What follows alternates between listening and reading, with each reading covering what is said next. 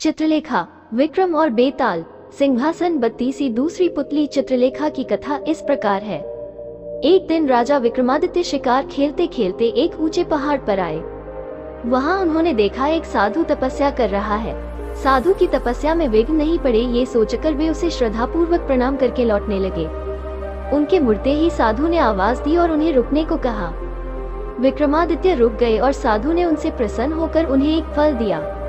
उसने कहा, जो भी इस फल को खाएगा तेजस्वी और यशस्वी पुत्र प्राप्त करेगा। फल प्राप्त कर जब वे लौट रहे थे तो उनकी नजर एक तेजी से दौड़ती महिला पर पड़ी। दौड़ते दौड़ते एक कुएं के पास आई और छलांग लगाने को उद्यत हुई। विक्रम ने उसे थाम लिया और इस प्रकार आत्महत्या करने का कारण जानना चाहा। महिला ने बताया कि उसकी कई लड़कियां हैं पर पुत्र एक भी नहीं। चूंकि हर बार लड़की ही जन्म लेती है, इसलिए उसका पति उससे नाराज है और गाली गलौज तथा मारपीट करता है। वह इस दुर्दशा से तंग होकर आत्महत्या करने जा रही थी। राजा विक्रमादित्य ने साधु वाला फल उसे दे दिया तथा आश्वासन दिया कि अगर उसका पति फल खाएगा तो इस बार उसे पुत्र ही होगा। कुछ दिन बीत गए। एक दिन एक ब्राह्मण विक्रम के पास आया और उसने वही फल उसे भेंट किया। विक्रम स्त्री की चरित्रहीनता से बहुत दुखी हुए। ब्राह्मण को विदा करने के बाद वे फल लेकर अपनी पत्नी के पास आए और उसे वो फल दे दिया। विक्रम की पत्नी भी चरित्रहीन थी और नगर के कोतवाल से प्रेम करती थी। उसने वो फल नगर कोतवाल को दिया ताकि उसके घर यशस्वी पुत्र जन्म ले। नगर कोतवाल एक वेश्या के प्रेम में पागल था और उसने वो फल उस वेश्या को दे दिया। वेश्या ने सोचा कि वेश्या का पुत्र लाख यशस्वी हो तो भी उसे सामाजिक प्रतिष्ठा नहीं प्राप्त हो सकती है। उसने काफी सोचने के बाद यह निष्कर्ष निकाला कि इस फल को खाने का असली अधिकारी राजा विक्रमादित्य ही है।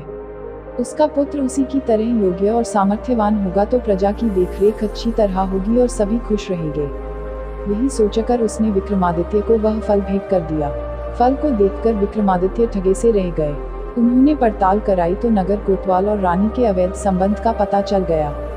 वे इतने दुखी और खिन्न हो गए कि राज्य को ज्यों का त्यों छोड़कर वन चले गए और कठिन तपस्या करने लगे। चूंकि विक्रमादित्य देवताओं और मनुष्यों को समान रूप से प्रिय थे, देवराज इंद्र ने उनकी अनुपस्थिति में राज्य की रक्षा के लिए एक शक्तिशाली देव भेज दिया। वो देव नृपविहीन राज्य की बड़ी मुस्तैदी से रक्षा तथा पहरेदारी करने लगा। कुछ दिनों के बाद विक्रमादित्य का मन अपनी प्रजा को देखने को करने लगा। जब उन्होंने अपने राज्य में प्रवेश करने की चेष्टा की तो देव सामने आ खड़ा हुआ। उसे अपनी वास्तविक पहचान देने के लिए विक्रम ने उससे युद्ध किया और पराजित किया। पराजित देव मान गया कि उसे हराने वाले विक्रमादित्य ही है और उसने उन्हें बताया कि उनका एक पिछले जन्म का शत्रु यहाँ आ पहुँचा है और सिद्धि कर रहा है।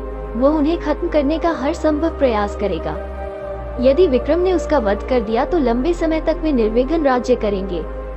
योगी के बारे में सब कुछ बताकर उस देव ने राजा से अनुमति ली और चला गया। विक्रम की चरित्रहीन पत्नी तब तक ग्लानि से विष खाकर मर चुकी थी। विक्रम ने आकर अपना राजपाट संभाल लिया और राज्य का सभी काम सुचारू पूर्वक चलने लगा। कुछ दिनों के बाद उनके दरबार में वह योगी आ पहुंचा। उसने विक्रम को एक ऐसा फल दिया जिसे काटने पर एक कीमती लाल निकला। पारितोषिक के बदले उसने विक्रम से उनकी सहायता की कामना की। विक्रम सहर्ष तैयार हो गए और उसके साथ चल पड़े। वे दोनों शमशान पहुंचे तो योगी ने बताया कि एक पेड़ पर बेताल लटक रहा है और एक सिद्धि के लिए उसे बेताल की आवश्यकता है। उसने विक्रम से अनुरोध किया कि वे बेताल को उतारकर उसके पास ले आएं। विक्रम उस पेड़ से बेताल को उतारकर कंधे पर लाद कर लाने की कोशिश करने लगे। बेताल बार बार उनकी असावधानी का फायदा उठाकर उड़ जाता और पेड़ पर लटक जाता। ऐसा 24 बार हुआ।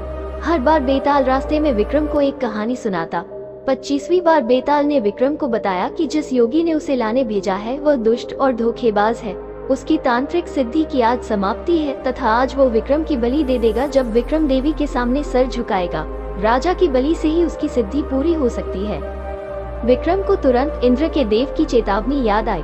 उन्होंने बेताल को धन्यवाद दिया और उसे लादकर योगी के पास आए। योगी उसे देखकर अत्यंत हर्षित हुआ और विक्रम से देवी के चरणों में सर झुकाने को कहा।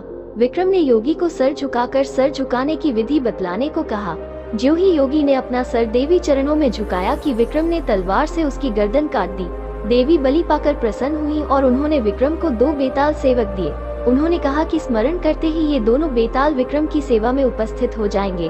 विक्रम देवी का आशीष पाकर आनंद पूर्वक वापस महल लौटे।